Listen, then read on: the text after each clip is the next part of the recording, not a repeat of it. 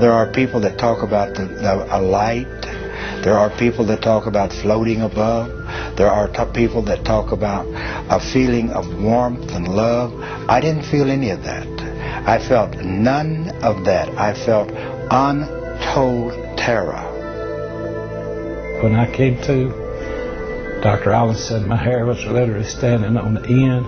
It was an incredible experience to see that there is life beyond life. Everyday people like you and me, living their lives one minute and the next they lay dying, having never known or believed the message of salvation. They traveled from this world to one beyond, but what they found was pure terror. They returned, and these are their true stories. It's very easy to be an atheist when you're successful, but it's very difficult to be an atheist when you're laying on your deathbed. Tonight, renowned cardiologist and author Dr. Maurice Rawlings takes you on a journey few have ever spoken of. So I called out into the darkness, Jesus, please save me. And that you can either go to heaven or you'll go to hell, and there ain't nothing else. Hear the voice of one that has heard the screams. This may be your only chance to safely go to hell and back.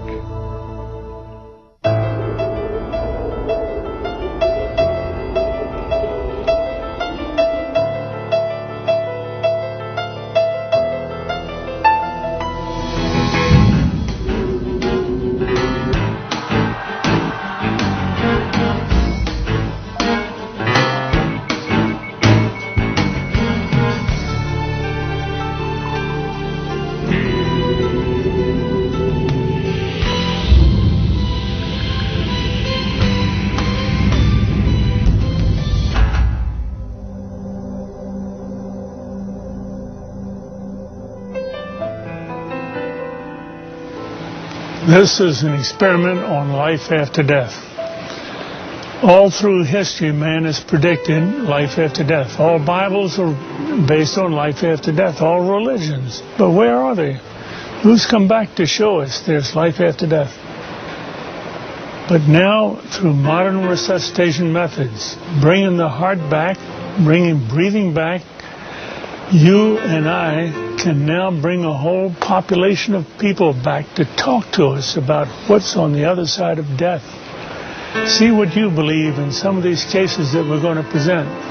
The good ones are a dime a dozen because people love to tell about this wonderful experience after I died and I came back.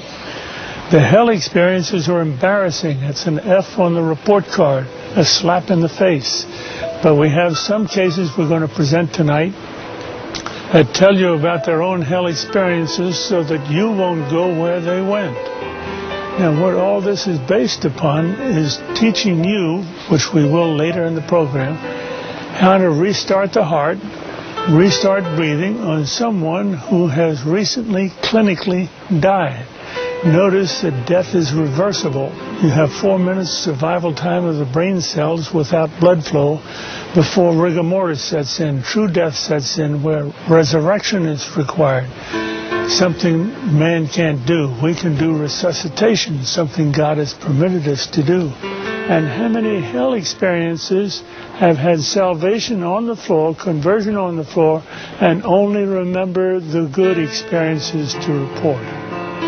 Such was not the case in Ronald Reagan. He had his little boy with him, was going to a 7-Eleven store, and got in an argument.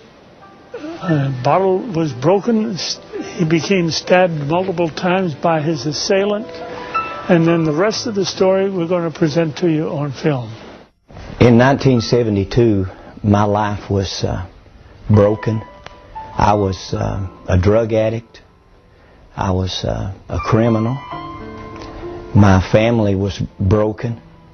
My wife had filed for divorce a couple of times. My children were afraid of me. I really couldn't hold a job. My mental state was terrible.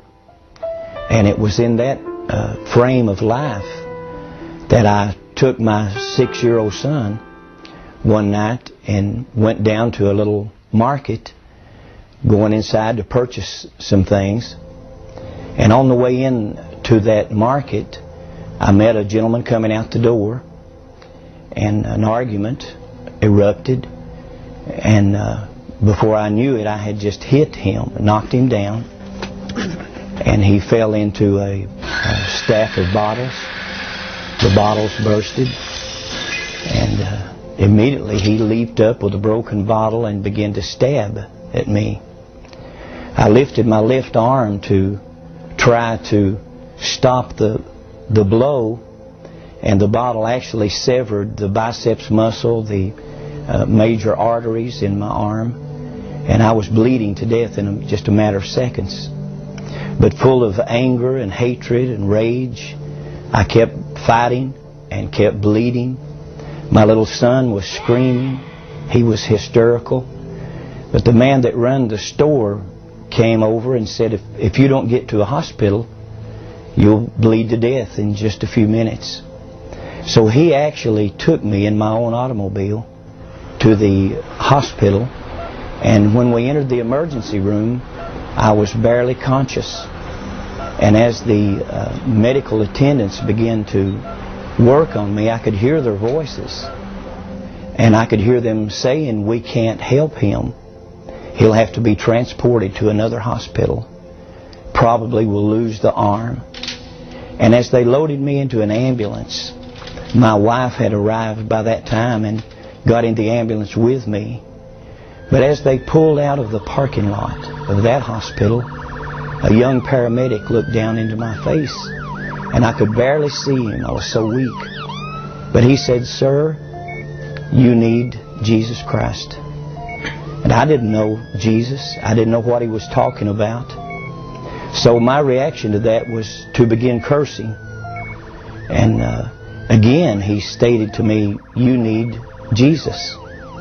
And as he was talking to me, it appeared like the ambulance literally exploded in flames. I thought it had actually blown up. It filled with smoke.